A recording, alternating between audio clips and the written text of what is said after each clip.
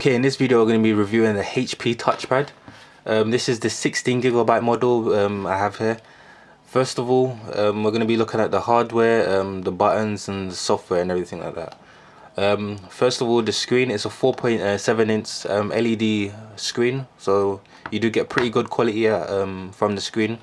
At the top here we have a 1.3 megapixel camera, and we have a physical button right here which is the home screen. You could use to turn on the screen as well. On the right hand side we have a volume rocker right here, and at the top we have a on and off switch and a button to lock your phone. Here we have a 3.5mm headphone jack and a microphone right there. On this side we got the two speakers. These are the Dr. Dre speakers. They produce really good sound quality from them. At the bottom we have a micro USB port. If you turn to the back, you just got a HP logo at the back with some writing at the bottom. The material uses a glossy material, so it does track a lot of fingerprints, and when you use the device or hold it like this without a case, it does get very a lot of fingerprints on the back, and it does look quite disgusting. So they do give you a clean and cloth so you could wipe it down, which is really good. In terms of the specs, this has a 1.2 dual core processor. It's a Snapdragon processor, and it has 1GB of RAM. The tablet also has wireless N, and it's running HP's WebOS 3.0, which is the new WebOS that they designed for the tablet, and it has a 6,300 mAh battery, which isn't the best, but it's okay. Now I'm just gonna put this back in the case and set it up and show you the software of the HP tablet. Okay, now we're going to be taking a look at the software of the tablet. First of all, when you unlock the device, this is the lock screen. Let's turn it back on. You have the time up there and how much battery life you got left and the date, and you just basically hold the lock button and just drag it up to unlock it. Simple as that. This is the home screen itself. There's nothing on the home screen. You can't put any widgets on there. These are only for like the multitasking tabs for the running applications you have. And we have a search bar up here, so if you want to search for any applications or anything on the internet or anything that's stored in a phone, you can just type in whatever you want, and it searches for your contacts, your email, all the applications, basically everything in your phone to search what you're looking for. You can also customize it, so if you want to search just in your contacts, you could just search just in your contacts or content or anything like that. Search is really good, and I also wanted to show you the keyboard. The keyboard is very good, it's accurate. To show you the keyboard, I want to open up an application, open up memos, start a new one. You can see the keyboard's evenly spaced out. It's very nice. I've got the case on there, and it's just like, this is the perfect typing condition to type in.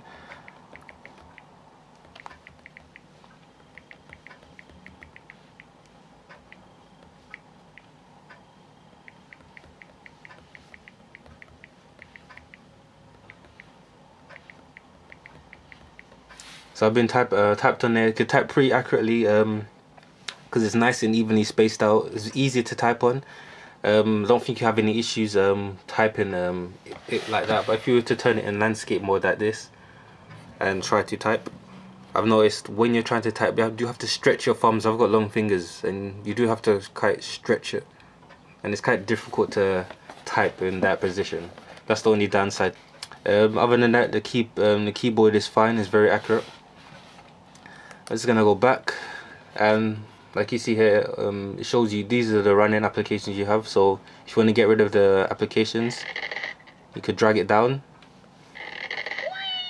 and it goes off and it makes that funny sound, or you could just, let me open it back up again, or if you want to get rid of one, you just slide up like that. Very simple to multitask on here.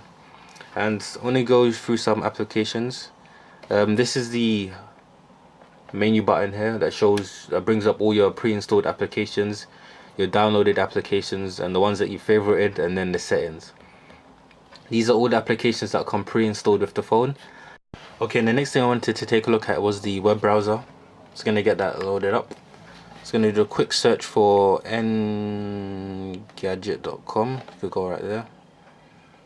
The web browser itself is pretty fast, but sometimes when you're loading a lot of flash video or content, it can slow it down a little bit, but most of the time it is fast.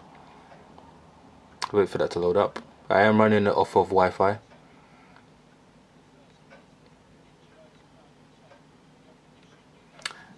Most of it's loaded up. You can see some of the flash content starting to load up.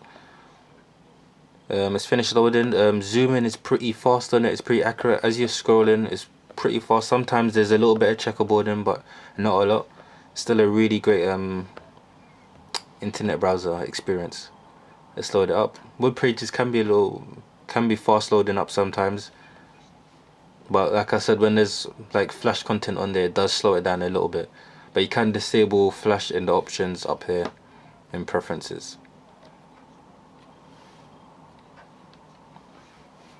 But everything runs fine. I was gonna try get a flash video loaded up.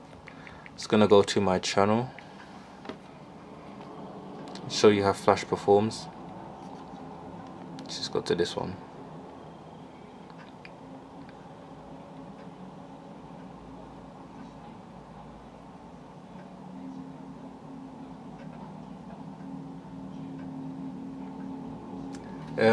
Flash does load okay. Sometimes like here when you're zooming in, it can slow down a little bit. You can see it's a bit choppy when you zoom in. And you could go full screen as well and watch the video. This just gives you an idea of how flash works. It goes upside down for some reason. Try to get it back. But like I said before, flash runs in it, but it is choppy. Let's look at some other stuff. Let's look at the email application. Okay, this is the email application. Let's look at this. Look at a comment, for example. It has all your emails here, and then all you have to do is just tap on them and it shows the email right here, which is very nice. Works pretty well. I like how they've used the full screen, so you could actually view through your emails and you just see one you like and then view it here and still view through all the emails that you have. It's nice how they done that. It's gonna take a quick look at music application, which is very nice. They have it divided out into songs, artists, albums, and you have the play button, rewind, and you could just drag the song or the timeline to where you want it. The music quality from the HP Touchpad is very good. It's using the Beats audio speakers, which are up here. Very nice audio quality. I've tested it using this music application and other third-party applications. It sounds very nice. You don't have any problems. You don't have to worry about the audio quality. I think it's perfectly fine, even through the headphones as well. What's there to show you? Show you some pictures. This is the gallery application. These are just some of the pre-installed pictures that you get with the phone. It's very nice. You can set any of these as a wallpaper, but I think you need to go into settings and set it. You can't set it directly from this. But you know, there's some pretty good wallpapers on there, and it just shows you how good the quality screen is. I don't think you could see it through the camera, but the quality is really good. Let's close that. We got the clock application. Show you that really quick. Basically just shows your time, and you can set your alarms as well. I haven't got any new alarms, but you can set your alarms from that as well. And calculator. It doesn't use up the whole screen, it just uses up part of the screen, but you know, it's just a simple calculator. These are some of the pre-installed applications that you get with it. And another thing I wanted to show you is up here in the top right hand corner.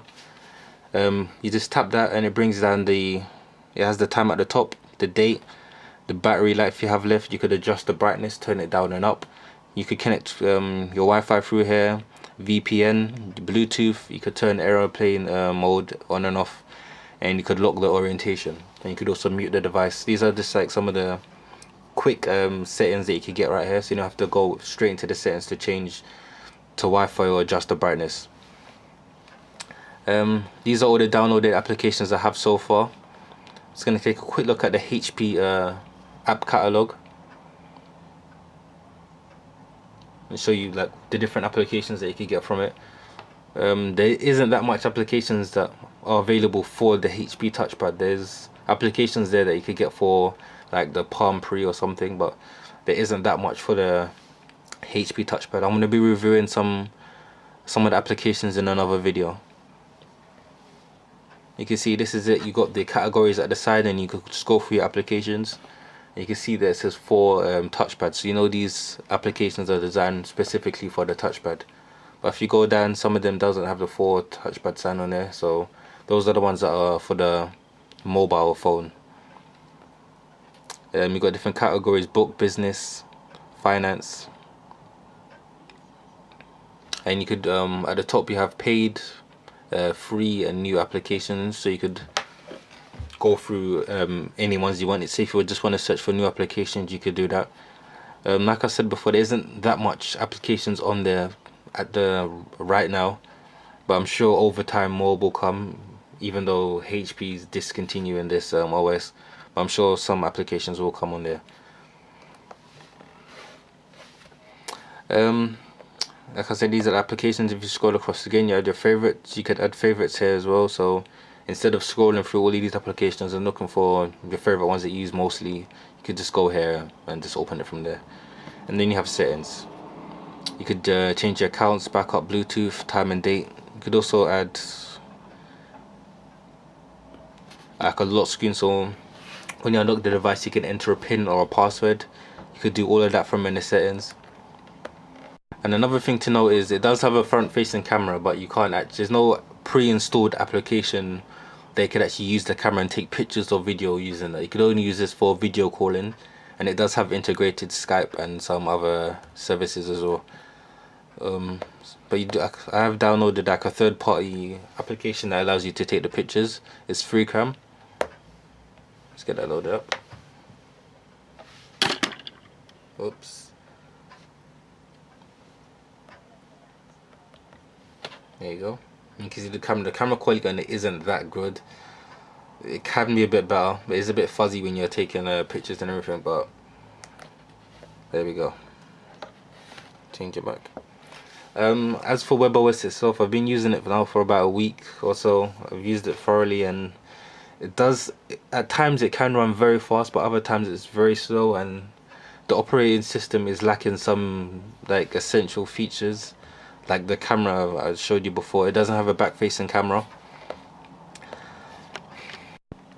and it's missing like a dedicated YouTube application. This application is just a link to the website. That's all it is. It's just a link to the website, and even when you play videos through the website it's still a bit choppy. So I like to see like a dedicated application to it, and a few more pre-installed applications, like an application that allows you to access to the stored files on your touchpad, you know, just stuff like that. And better support for the HP app catalog. Just more applications, more better quality applications. But the tablet itself is pretty good. It's right now it's going for cheap. Whether you're in the US it's $100 or UK it's £98. Sadly I won't be keeping this touchpad. I'm going to be selling mine and just gonna go for a better tablet that could offer me a lot more features and a lot more support. WebOS itself it's a very good platform, but it's not quite there yet. If they would have spent a little bit more time polishing off WebOS, maybe add in a couple more features, I think it could have been a really good operating system. Like just add in some more pre-installed applications that will be a bit more useful. Changing the home screen up a little bit instead of having it mandatory like the multitasking pages there. Just maybe changed it up a bit, added a bit more features, and it could have made the tablet a lot more better. That's been about it. Don't forget to give the video a thumbs up. Tell me what you think about HP touchpad. Do you have one? You know, just leave your comments down below, and also like me on Facebook and follow me on Twitter. And that's about it. Thanks for watching.